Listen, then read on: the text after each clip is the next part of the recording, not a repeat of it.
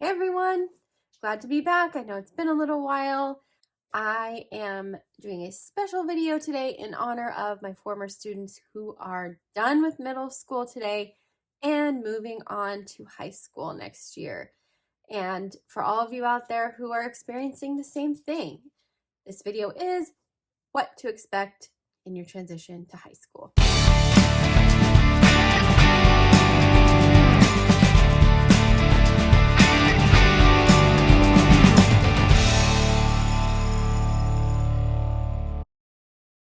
One thing before we get started, you might hear my dog's nails scratching against the tile.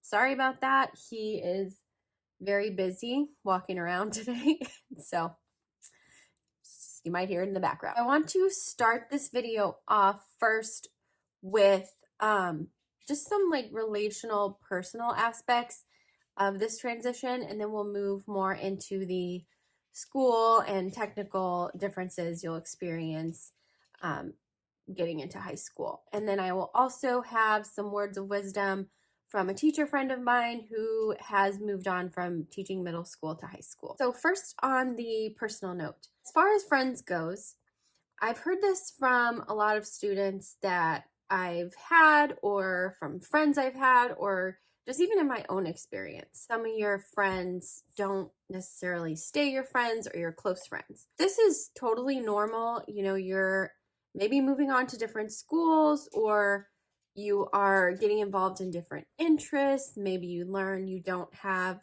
the same values, you're not connecting in the same way, whatever it is. And sometimes it's not even a thing where anybody's angry or placing blame on anyone. It's just what it is. Let that be okay if that happens, because it does happen sometimes. Also, it's important when forming relationships, or relationships are going through a transition, listen to your gut. That's one of those things that I feel like sometimes I was pretty good at it and sometimes I really failed at it. Listening to your gut's important because it's something that tells you, is this the right group for me, or is this the right person for me to be around? Just really trust your gut. Be with people that have similar values to you and that respect you, and not just because you've always been their friend. That may not necessarily be a reason that you keep a friend in your life.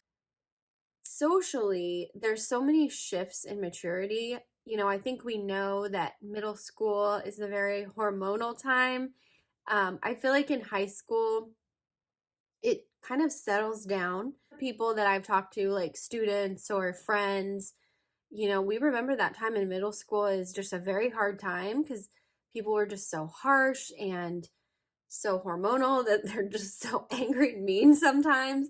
Again, not everybody, and this isn't everybody's experience, but it is a thing that a lot of people remember about middle school. So I personally, and a lot of people I know, felt like in high school that kind of settled down and evened out.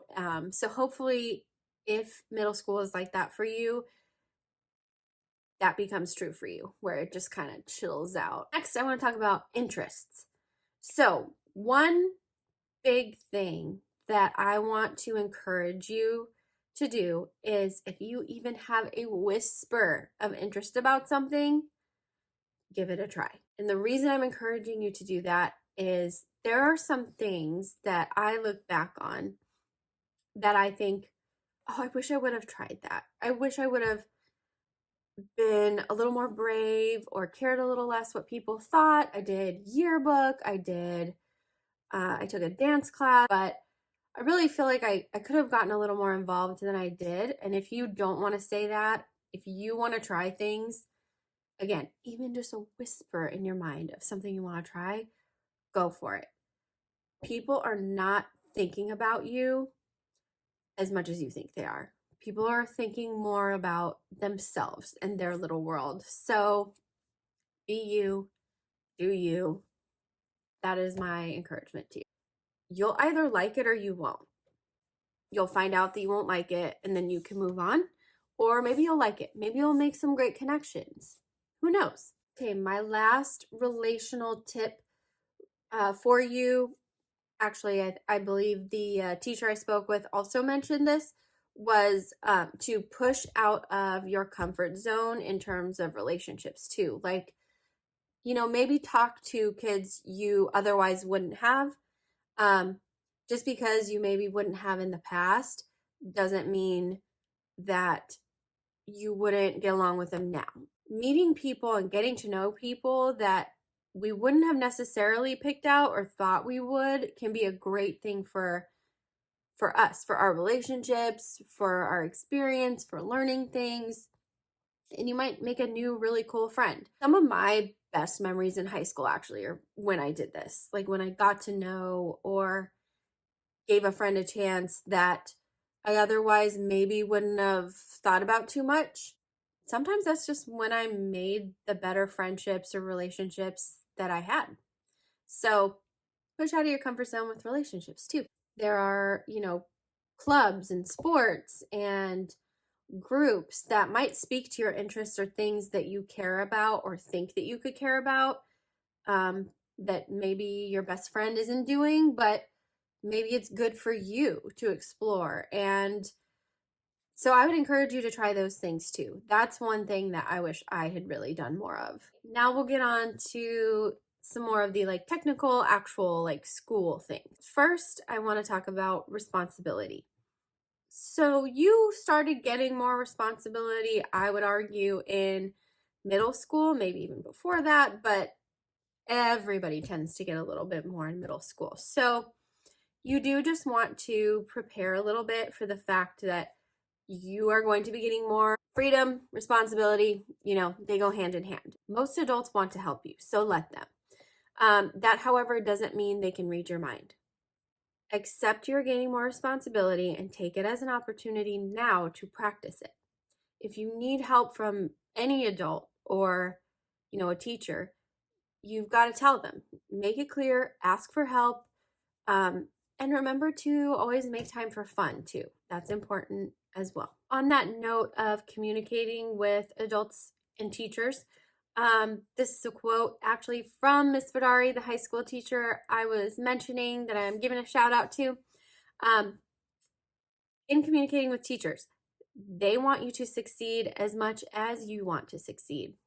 Quote, if you are not trying very hard, not asking questions, not making any effort, you are communicating something, whether you think so or not.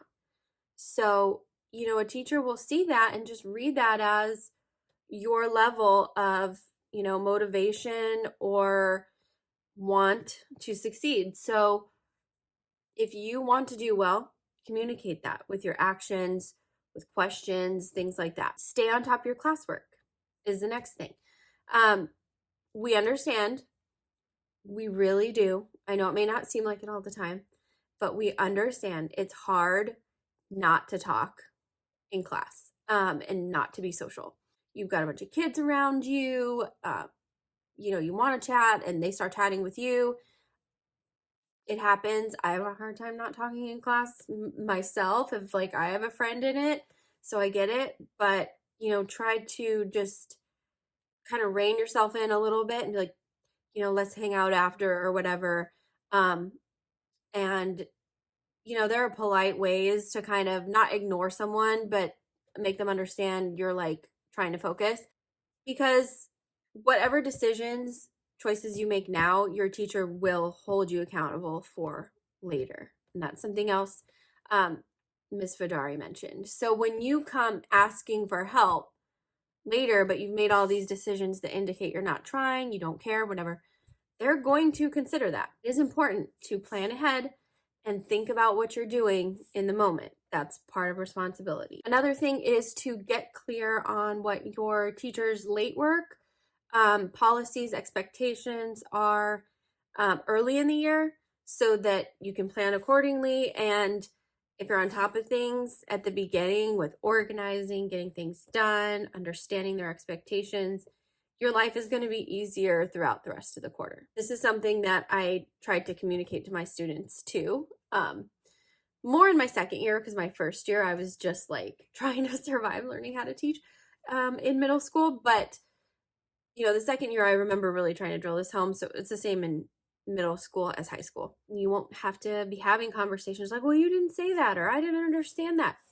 You got to listen at the beginning, or, or keep those syllabus handy, and just, you know, take responsibility for yourself. Try to keep organized. You can figure it out. You can do it. Okay, one other big change in high school is credits.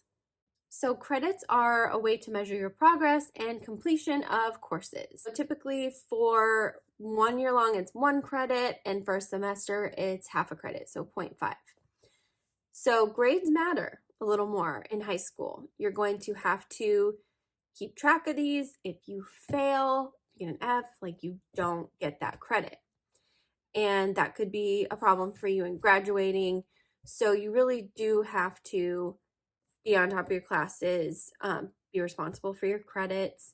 I think you have to earn like 20 to 24 in order to graduate. So by senior year, a counselor can really help you too, like keeping track of how you're doing. If you're not sure or you're struggling, again, communicate, ask for help, and you got this. The last thing to remember is truly just have fun.